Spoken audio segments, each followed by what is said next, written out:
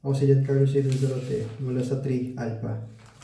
Ang unang tanong, sa iyong pananaw, alin sa tatlong sangkap, kaalaman, kasanayan o karangalan ang pinakamahirap panatilihin sa pamumuno at bakit?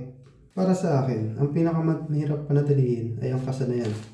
Dahil kung wala kang kasanayan, puro lang kaalaman, hindi mo pa rin ito masasagawa ng maayos dahil kulang ka sa experience sa mga bagay na dapat mong gawin.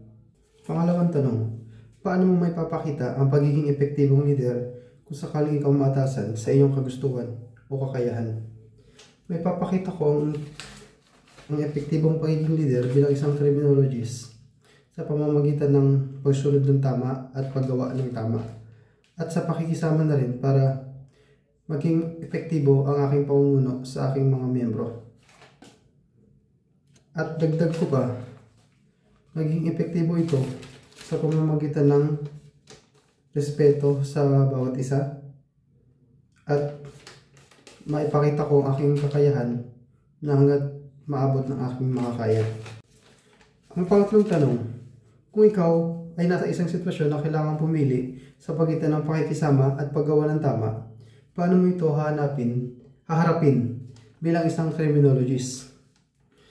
Kung ako ay nasa sitwasyon kailangan pumili sa pagitan ng pakikisama at paggawa ng tama, ang pipiliin ko ay ang paggawa ng tama dahil ang trabaho ng isang leader na gawin kung ano ang nararapat kahit pa ito ay maging labag sa kaibigan mo o sa ibang miyembro dahil lang hindi mo sinunod o hindi mo ginawa ang tama bilang isang leader. Dahil kung pipiliin mo ang pakikisama, pwede mo itong ikapahamak o ikapahamak ng iyong membro na kung sino man yung malapit na loob mo sa leader. Kaya bilang isang leader, bilang criminologist, kailangan mo gawin ang tama dahil ang iyong nararapat at ay inyong gawain ng pagiging leader.